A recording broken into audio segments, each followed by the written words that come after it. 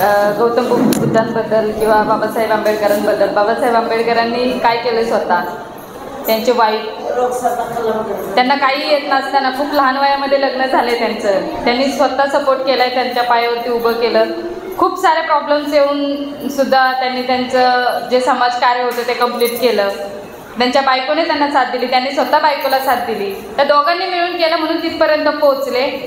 अजून एक सांगायचं तात्पर्य, तुमच्या सगळ्यांमध्ये जुनून आहे, सगळ्यांमध्ये जुनून आहे.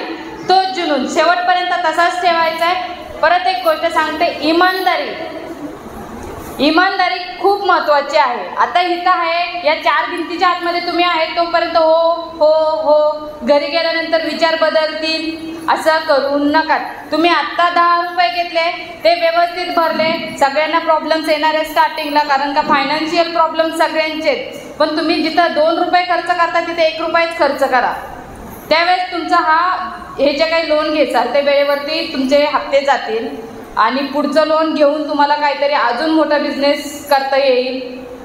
हे थिंकिंग ठेवा, ठीक आहे. एवढीच घेऊन होणार नाही. आत्ता तुम्ही जे पेरणार, मगाशी मी एक वाक्य बोलले होते, जे पेरणार आहे तेच उगवणार आहे. आता तुम्ही, आत्ताची सिच्युएशन अशी आहे, मुलांना तुम्ही मार्केटमध्ये कितीही शिकवा, कोणत्याही डिग्री द्या, इंजिनियर करा. इंजिनियर लोकांच्या आई क्लास आणि हिंजवडीमध्ये 36 IT कंपन्या शिफ्ट झालेल्या आहेत. IT करतात बरेच जण. त्याच्यावरती राहू नका. तुम्ही स्वतः काहीतरी बिझनेस आत्ताच स्टार्ट करायचा आणि 20 वर्षानंतर तोच बिझनेस तुमचा टॉपला असणार आहे. तोच बिझनेस तुमचा स्वतः मुलगा चालवणारा असणार आहे. एज्युकेशन सोबत त्याला एक्स्ट्रा स्किल नॉलेज देणं पण गरजेचं आहे. इथून मागं जे चालत झालं, घेतले कोणाचे 4 रुपये, काहीतरी प्रॉब्लेम्स आले, खूप सारे प्रॉब्लेम्स आले. पहिले नोटबंदी झाली, त्याच्यानंतर कोरोना 2-3 वर्ष इफेक्ट केला सगळ्यांवरती, फायनान्शियल कंडिशनवरती. पण त्याच्यानंतर कोरोना जाऊन पण 3-4 वर्ष झालेत, 5 वर्ष झालेत. आता जी कंडिशन आहे ती स्टेबल आहे. पण आता खूप चांगला चान्स भेटतोय तुम्हाला.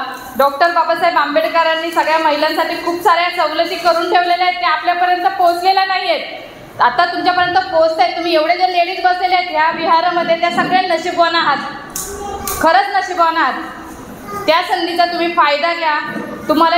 तुम्ही विश्वासात घ्या तुमच्या मिस्टर लोकांना. त्यांच्याही ह्याच्या बाहेर जर तुम्हाला अजून काही प्रॉब्लेम येत असेल तर पुढच्या मीटिंगला त्यांना घेऊन या. तेही स्वतः कानाने ऐकतील, डोळ्याने बघतील. विश्वास नसेल तर एक्झाम्पल, ह्या बहिणी, दादा मी स्वतः बघितले कसल्या गोष्टींना सपोर्ट करत नव्हता, पण आता तो स्वतः इथं येऊन उभा राहिलाय, बघतोय, सपोर्ट करतोय.